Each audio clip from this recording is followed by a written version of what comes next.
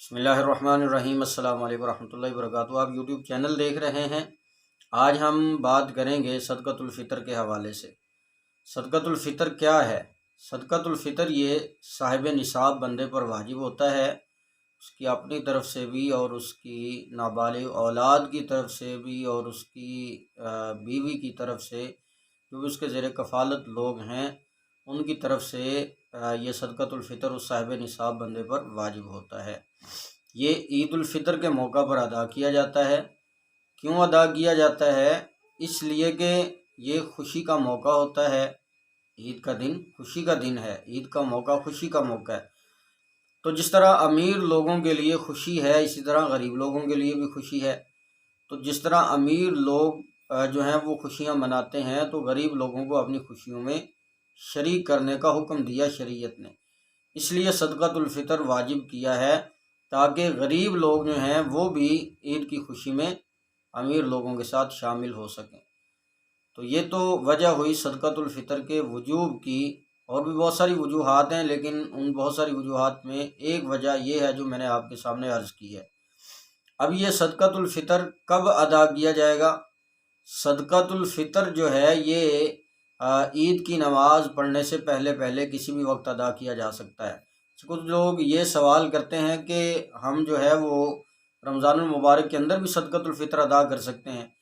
تو میرے خیال میں یہ تو زیادہ بہتر ہے کہ ہم رمضان المبارک کے اندر ہی صدقۃ الفطر ادا کریں۔ اس کی ایک وجہ تو یہ ہے کہ اس مہینے میں اللہ رب العالمین اجر کو 70 گنا بڑھا دیتے ہیں۔ تو یہ صدقۃ الفطر جو ادا کیا جائے گا تو اس کا اجر اللہ تعالیٰ 70 گنا بڑھا دیں گے۔ یہ ہمارے لیے بڑی نفع کی بات ہے۔ اور دوسری بات یہ ہے کہ غریب لوگ جو ہیں وہ ہم ان کو صدقۃ الفطر دیں گے تو وہ اس سے اپنی ضروریات کو پورا کر لیں گے، اپنے بچوں کے لیے کپڑے خریدنا، جوتے خریدنا اور عید کی جو ضروریات ہیں وہ ان کے لیے خرید سکیں گے۔ تو ہماری خوشی میں وہ برابر کے شریک ہو جائیں گے۔ اس لیے میں یہ سمجھتا ہوں کہ صدقۃ الفطر جو ہے یہ رمضان المبارک کے اندر ہی ادا کر دینا چاہیے۔ اب یہ آخری اشرہ چل رہا ہے، تو اس لیے جو صاحب استطاعت لوگ ہیں جن تک میری یہ بات پہنچ رہی ہے وہ اپنا صدقۃ الفطر ابھی ادا کر دیں، اور جن تک یہ میری بات پہنچ رہی ہے یہ بات آگے دوسروں تک بھی پہنچائیں، تاکہ یہ ایک صدقہ جاریہ بن جائے میرے لیے بھی اور آپ لوگوں کے لیے بھی۔ جی، تو صدقۃ الفطر جو ہے یہ آپ عید کی نماز سے پہلے ادا کر سکتے ہیں۔ اب رہا یہ سوال کہ اگر کوئی آدمی عید کی نماز سے پہلے صدقۃ الفطر ادا نہیں کر سکا تو پھر وہ کیا کرے؟ تو بھئی وہ عید کی نماز پڑھنے کے بعد صدقۃ الفطر ادا کر دے، صدقۃ الفطر اس سے ساقط نہیں ہوگا، صدقۃ الفطر ہر صورت میں اس کو ادا کرنا پڑے گا۔ اب یہ بات ہم عرض کرتے ہیں کہ صاحب نصاب کس کو کہا جاتا ہے؟ صاحب نصاب وہ بندہ ہے صدقۃ الفطر جس پر واجب ہوتا ہے، اور صدقۃ الفطر کا صاحب نصاب ہونا جو ہے یہ کیا چیز ہے؟ صدقۃ الفطر کا صاحب نصاب ہونا جو بندہ جو نصاب زکوٰۃ کا ہے وہی نصاب صدقۃ الفطر کا ہے۔ لیکن یہاں پر ایک چھوٹا سا فرق ذہن میں رکھیں کہ زکوٰۃ میں آپ کے مال پر حولان حول یعنی 1 سال گزرنا ضروری ہے، جبکہ صدقۃ الفطر کی حوالے سے بندے کے پاس جو مال ہے اس پر پورا سال گزرنا ضروری نہیں ہے۔ اگر کوئی آدمی عید الفطر کے دن طلوع صبح صادق سے پہلے ہی امیر ہو جاتا ہے، صاحب نصاب ہو جاتا ہے، تو اس پر صدقۃ الفطر واجب ہو جائے گا۔ یہ بات ذہن نشین فرما لیں۔ تو اس لیے اس پر سال کا گزرنا ضروری نہیں ہے، بلکہ جوں ہی بندہ امیر ہوا تو ہی اس پر صدقۃ الفطر واجب ہوگا، لیکن عید کے دن کی بات کر رہا ہوں، عام دنوں میں نہیں۔ تو یہ تو بات ہو گئی صدقۃ الفطر کے وجوب کی۔ اچھا، اب یہ صاحب نصاب بندہ کون ہے؟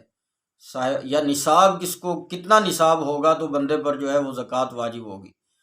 تو 52.5 تولے چاندی اگر کسی بندے کے پاس ہے، یا جتنی اس کی مالیت بنتی ہے 88,000 اور کچھ روپے جو ہیں وہ اسٹیٹ بینک نے اس کا جو ہے نا وہ مقرر کیا ہے زکوٰۃ کا اس سال کے حوالے سے۔ جو زکوٰۃ کا نصاب ہے وہ 88,000 اور کچھ روپے اسٹیٹ بینک آف پاکستان نے مقرر کیا ہے۔ تو اگر کسی بندے کے پاس 88,000 روپے ہیں تو وہ بندہ صاحب نصاب ہے، اور اگر کسی بندے کے پاس 88,000 تو نہیں ہے لیکن ضروریات اصلیہ سے زائد اس کے پاس ایسی چیزیں ہیں کہ اگر ان کی قیمت لگائی جائے تو 88,000 تک پہنچ جائے تو بھی اس بندے پر صدقۃ الفطر واجب ہے۔ اب یہ ضروریات اصلیہ کیا ہیں؟ ضروریات اصلیہ میں رہنے کا مکان، ضروریات اصلیہ میں ضرورت کی گاڑی، ضروریات اصلیہ میں ایک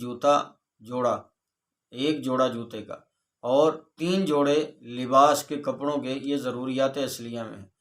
اور باقی اس کے علاوہ جو کپڑے ہیں، جوتے ہیں، ان کی قیمت لگائی جائے گی۔ اور جو گھر میں استعمال ہونے والا سامان ہے وہ تو ٹھیک ہے، لیکن وہ سامان جو پورا سال استعمال ہی نہیں ہوتا، جیسے جہیز کا سامان ہوتا ہے، بڑے قیمتی بستر کمبل جو ہیں وہ پیٹیوں میں پیک ہوئے پڑے ہیں، اور بڑے خوبصورت اور قیمتی برتن جو ہیں وہ سجا کے رکھے ہوئے ہیں اور ان کو ہاتھ تک نہیں لگایا جاتا، تو یہ ہماری ضروریات اصلیہ سے زائد ہیں، ان کی قیمت بھی لگائی جائے گی، اور ان کی قیمت لگا کر اس کا بھی جو ہے وہ نصاب میں اس کو شامل کیا جائے گا، اور اگر جو ہے وہ نصاب تک پہنچتا ہے تو پھر اس کے اوپر زکوٰۃ واجب، یہ صدقۃ الفطر واجب ہوگا، چاہے وہ مرد ہے چاہے وہ عورت ہے۔ اچھا، اب یہ صدقۃ الفطر کس کو دیا جائے؟ صدقۃ الفطر ہر اس بندے کو دیا جا سکتا ہے جس کو آپ زکوٰۃ دے سکتے ہیں۔ تو جو زکوٰۃ کے مصارف ہیں، 8 مصارف قرآن مجید نے بیان کیے ہیں، تو جو 8 مصارف زکوٰۃ کے ہیں وہی 8 مصارف صدقۃ الفطر کے ہیں۔ آپ صدقۃ الفطر دے سکتے ہیں جس کو آپ زکوٰۃ دے سکتے ہیں۔ اللہ تعالیٰ سے دعا ہے کہ اللہ تعالیٰ مجھے آپ کو سمجھ کر عمل کی توفیق عطا فرمائے۔ ہاں، ایک بات رہ گئی ضروری بات، کہ اس سال جو ہے وہ ہم کتنا صدقۃ الفطر ادا کریں گے۔ پہلے تو یہ سمجھیں کہ صدقۃ الفطر کن کن چیزوں پر ادا کیا جا سکتا ہے، کن چیزوں کے ساتھ آپ صدقۃ الفطر ادا کر سکتے ہیں۔ تو نمبر 1 کشمش، اگر بندہ بہت زیادہ امیر ہے، اللہ تعالیٰ نے وسعت دی ہے، مالی وسعت دی ہے، تو کشمش 3.5 کلو کے حساب سے یا اس کی قیمت لگا کر جو ہے وہ صدقۃ الفطر ادا کرے گا، اور اس کی قیمت بنتی ہے تقریباً 1925 روپے اس وقت کے اعتبار سے۔ یہ سن 2022 ہے، سن 2022 میں 1925 روپے 3.5 کلو کشمش کی قیمت ہے، ایک بات۔ دوسری بات یہ ہے کہ اگر اس سے کچھ لو درجے کا بندہ ہے مال کے اعتبار سے، تو پھر وہ کھجوروں کا ریٹ لگوائے، 3.5 کلو کھجور کا حساب لگا کے اس کی قیمت بنتی ہے تقریباً 800 روپے، تو فی کس جو ہے وہ 800 روپے کے حساب سے صدقۃ الفطر ادا کرے۔